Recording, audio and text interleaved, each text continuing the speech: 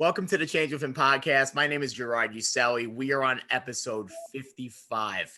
Again, we are moving quick and we're trying to get all the way to episode 100 by October. That is the new stretch goal. And through every person's perspective, we want to make sure that we're exploring change for everyone's reputation, their credibility, and the perseverance that each person has gone through in their lives to make things happen for them. This person that I have today is no exception to that rule. Very hardworking gentleman from Denver, big into basketball. May I present to you Romello Washington. Romello, how Right are you on. today? I'm doing good, Gerard. Thank you for having me, man. It's a blessing to be a part of a big platform, and just being on radio talk shows, podcasts is definitely something I love to do. So thank you for having me. Absolutely. So the first question that I always like to ask every one of my guests who's been on this platform so far, and the same goes for you, what was your childhood like growing up? Man, my childhood it was full of adventures. I was blessed. I was fortunate to have a lot of things as a kid that a lot of kids didn't have. I love superheroes. I love Marvel, DC. Of course, I was into sports. That's something my dad and my grandpa played, which was basketball, which is what I do as my profession. So, it was an adventure. I love being a kid. I miss it sometimes, but you get older and you're like, okay, now I'm an adult. Life moves on. Absolutely. And kind of to follow up with that on this, how did basketball become more of your world? And when did you realize you were good at it? Man, basketball. I was honestly 2 or 3 years old. I remember going to my mom and dad's house, going into my dad's closet, grabbing his basketball out, and like telling him, "Daddy, I want the basketball." And he gave me the ball early. So like I said, I fell in love with it at a young age, and I realized that I was good at it. And people probably gonna laugh when I say this when I was in the fourth grade. I wasn't that good in the third grade. I wasn't that good in like second, first grade, but fourth grade is when I really started noticing that I can play at a high competitive level. And so I went to basketball camps, got better, got developed. My dad developed me to work on my skill set. And now, where I'm at today in life, it all paid off. 100%. And do you ever have that moment, especially playing with your family? Now, this happened to me when I used to play basketball myself. Yes, sir. That one moment where you feel like you just got the move on your father and you scored the point. Let me tell you something, as no one should be a narcissist by any sense of the imagination. For me, that was one of my biggest bragging rights as a kid. Oh yeah, you always got to tease pops. I remember doing that. I scored my first. It was like my first layup, my first jump shot on my dad, and I was like, "Boom, I got you." And he was like, "Yeah, all right, son." He's like, "I taught you that. You still can't beat me." So it was one of the best feelings because it's like pops taught me his stuff. I scored on somebody I looked up to, which was big time. It was like scoring on like Michael Jordan, LeBron James, for example. And I'm like, I did it on pops. This is crazy. It's interesting Yeah, because you kind of feel like for those people who are professionals, they are kind of like father figures for a lot of people, whether they exactly. follow sports or not. Like they kind of have that sense of magnitude as far as what you look up towards to being the best man that you can be, even if it's like Right. sports related or not. Exactly. And I agree with you. Like I said, it's those are just memories that I keep still to this day, as an adult that you're like, man, that you missed being a kid. Going through the hard work, going through all the training with your pops, and you're just like, man, I miss that stuff, but you can't take it back now. But like I said, it's a special memory I always keep. Absolutely. Now, you went on your own lane compared to college athletes at the time, just to fast forward a little bit. What was it like for you to start your own basketball team? Man, it was a lot to take in on, a lot of stress, a lot of thinking. I knew what I wanted to do at a young age, which was to start my own team one day. I didn't know, when it was going to be, but I didn't play college basketball. I had a lot of offers. So I turned down a lot of stuff that a lot of athletes don't normally do, and I still get asked why didn't you play college basketball, this and that. Got to explain to them why, but I wanted to just be different. I wanted to go my own route. And ever since I did that, things have just been blooming. Like I said, I can. It's kind of like doing it my way or the highway.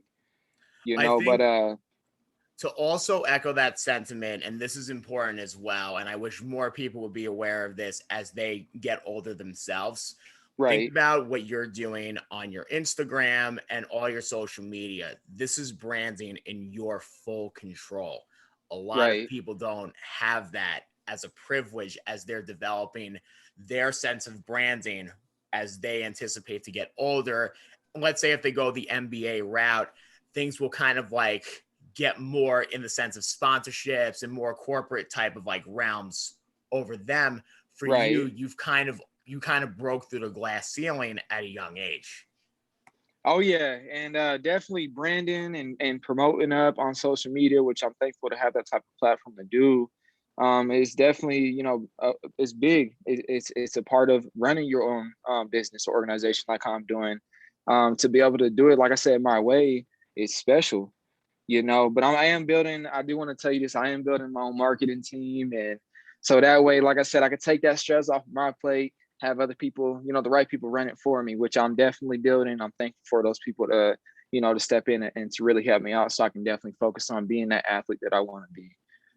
Absolutely. And when managing a team, do you feel like it's kind of having your own family? Oh yeah, it's crazy that you said that. We have a motto on my team called brotherhood. And that's how we think of it. We are a family. It's a brotherhood. And even on the back of our like shooting shirts and warm-ups, our new ones that we're about to be getting for the games, it's gonna say brotherhood on the back. So it means a lot. It means a lot to have a family.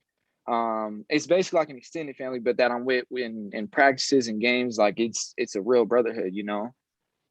Absolutely. And then also in the sense of being a family, things when they go well, they become very celebrated. And when things don't go well, there's maybe some sense of conflict resolution that we all have to do as people who have like great relationships with each other.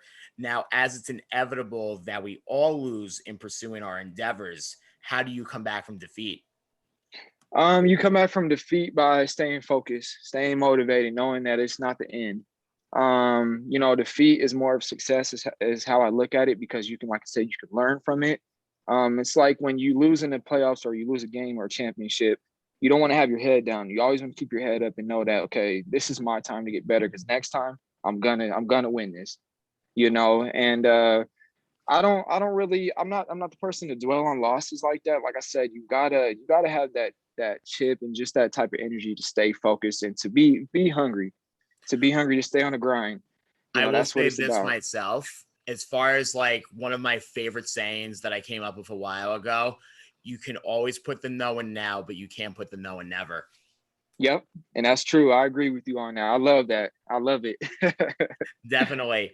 Now, it kind of in the flip side of all of it as well. What does winning mean to you?